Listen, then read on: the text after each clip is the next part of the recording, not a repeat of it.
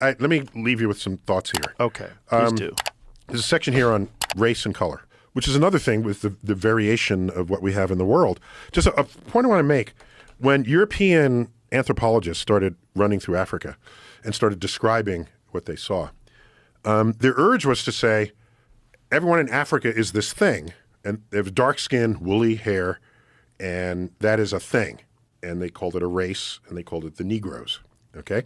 And this is our attempt to classify into few categories something that might actually, in real life, be on a spectrum.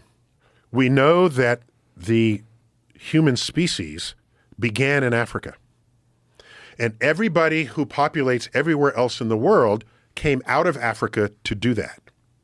What that tells you is that the genetic diversity within Africa as the origin of our species is greater than it is between any other two people anywhere else in the world.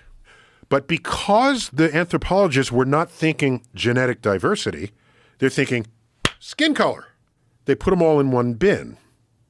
But if you have the most genetic diversity, then in practically every way humans vary, you would find the extreme of that in the African continent. Where would you find the tallest people in the world? Watusi tribe of Africa. How about the shortest people in the world? Pygmies. The Pygmies. Not even that far away. Right. Geographically.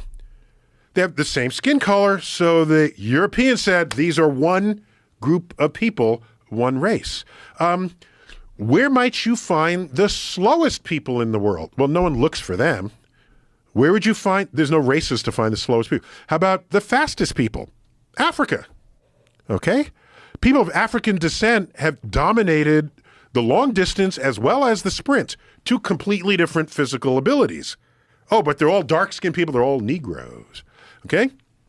Where would you likely find the dumbest person in the world? Africa. How about the smartest person in the world? Africa. How about the Egyptians? The Europeans did not look for people smarter than they were, okay? And to this day, where they find evidence where that might have been the case, you have people saying aliens did it. Egypt is, of course, in Africa. Yeah. A brilliant civilization. Oh my gosh.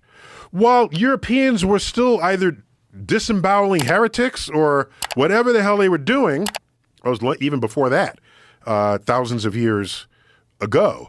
So my point is, if you don't look for it and you don't find it and you're going to create a map of humans of the world, you're going to put yourself at the top. That's what you're going to do. And you're going to write things like this. Who do you want to hear from?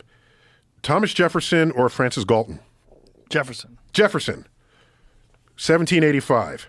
Speaking of the Negroes, comparing them by their faculties of memory, reason, and imagination, it appears to me that in memory, they are equal to the whites. In reason, much inferior, as I think one could scarcely be found capable of tracing and comprehending the investigations of Euclid.